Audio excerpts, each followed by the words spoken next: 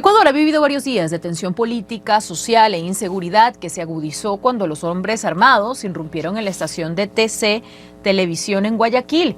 Entre los incidentes violentos hubo explosiones, secuestros policiales y fugas de prisiones que provocaron que el gobierno declarara el estado de emergencia. Expertos han coincidido en señalar que bandas de narcotraficantes han estado detrás de varios eventos violentos, tanto dentro como fuera de las cárceles. Vamos a analizar este tema con mi próximo invitado. Le doy la bienvenida a Javier Sagredo, investigador asociado del Centro de Investigación sobre Gobernanza Global de la Universidad de Salamanca, al igual que exdirector del Programa de Cooperación entre América Latina y la Unión Europea en la política de lucha contra las drogas. Bienvenido, gracias por acompañarnos hoy en el programa. Muchísimas gracias y un saludo desde Salamanca, en España. Un gusto estar con vosotros. Lo que se vio estos días con la fuga de líderes de grupos criminales en las cárceles es un claro reflejo del fracaso de la política carcelaria del país. ¿Cómo explicaría lo que ocurrió estos días en las cárceles y cuánto poder tienen estas bandas criminales que operan desde las prisiones? Bueno, creo que lo que se ha visto en las cárceles de Ecuador en estos días es continuación pues de un culebrón que viene dándose ya a lo largo de los años anteriores. Finalmente creo que es un reflejo también del peso que muchas de nuestras sociedades ponen en el valor de la cárcel como elemento fundamental de resolver los problemas sociales y de darle lógicamente vuelo a miradas que todavía siguen siendo muy punitivistas. Nosotros venimos apelando ya desde hace tiempo a un cambio radical de las políticas de justicia penal, sobre todo las ligadas a delitos relacionados con drogas, que finalmente apelan precisamente a combos de política pública y a medidas mucho más complejas que simplemente encerrar a la gente en lugares, primero, donde el Estado no gobierna, no está presente, donde finalmente la gobernanza es una gobernanza criminal. Son agujeros negros donde pues se siguen reproduciendo dinámicas de universidad del crimen y de conexiones, lógicamente, de esas voluntades y de esos negocios ilícitos y que finalmente no sirven para la labor social que se supone que tienen que cumplir, que son de rehabilitación. Lógicamente, eso genera poder, y genera poder porque estamos hablando de organizaciones cuya base económica pues depende de un negocio tan rentable y tan rico como el negocio del flujo de cocaína que viene de la región andina y que va hacia los mercados occidentales para su. Yo creo que mirar a las cárceles ecuatorianas y lo que ha pasado en estos días es un poco reflejo de unos síntomas de una enfermedad que finalmente requiere de tratamientos muy distintos, mucho más complejos y completos de los que todavía se han aplicado en muchos de los países de la región. Y bueno, este reto precisamente que plantean las cárceles ecuatorianas al Estado es inédito a nivel de América Latina en algún sentido. Podemos compararlo, por ejemplo, con otros países que han vivido situaciones similares. Quizás el ejemplo perfecto podría ser Perú, ya que también allá se declaró un CANI, como pasó con Ecuador esta semana, o el mismo caso de Colombia, donde se han visto, sobre todo durante la guerra con el narco, unas fugas significativas en la cárcel.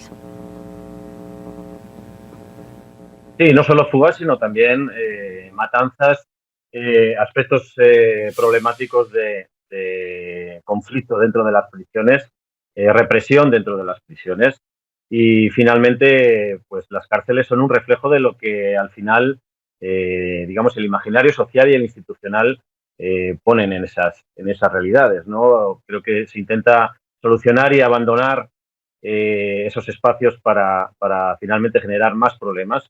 Se trata de la maduración de problemas sociales que también se pueden, lógicamente, haber abordado con antelación, con otro tipo de medidas, pero que también se han dado en otros países de la región.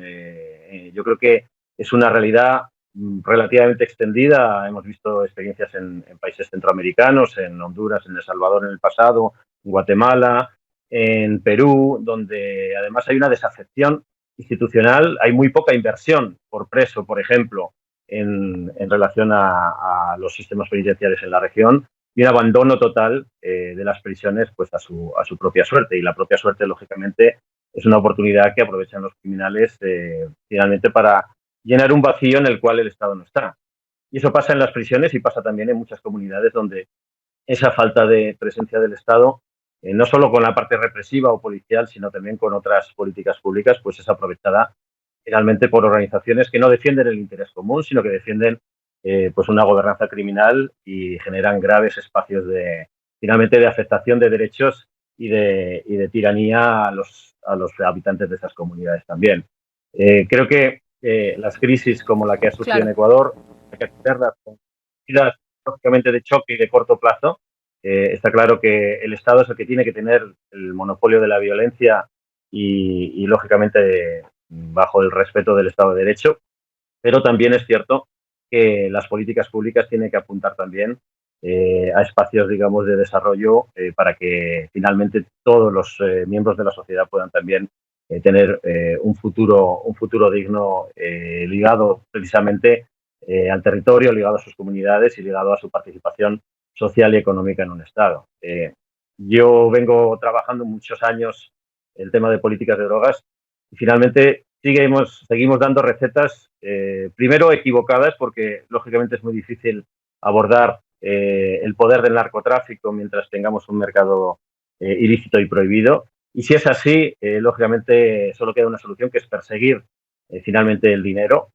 Y quizá sea de las recomendaciones que deberían tomar en este momento gran parte de los países no solo de la región. Creo que hay grandes todavía lagunas, enormes lagunas en esa lucha contra el lavado de dinero en todo el mundo. En Europa también tenemos graves problemas precisamente ligados a la opacidad fiscal, a la opacidad al pie. Yo siempre digo que al pie de cada uno de los países europeos también tenemos un país o una administración que facilita ese lavado y ese blanqueo de capitales, y sin embargo pues sigue siendo una realidad que beneficia al crimen organizado ligado al narcotráfico, pero también otras instancias de crimen organizado, los evasores fiscales, los actores corruptos también que lógicamente quieren ocultar sus dineros, y eso es un poder enorme que finalmente pues amenaza el interés común, que es el Estado el que tiene que defender. Yo sí apelo a la recuperación precisamente de ese Gracias. rol responsable del Estado en políticas públicas que mejoren las. Gracias por acompañarnos, Javier Sagredo, investigador asociado del Centro de Investigación sobre Gobernanza Global de la Universidad de Salamanca. Muchísimas gracias, Alejandra. Un placer.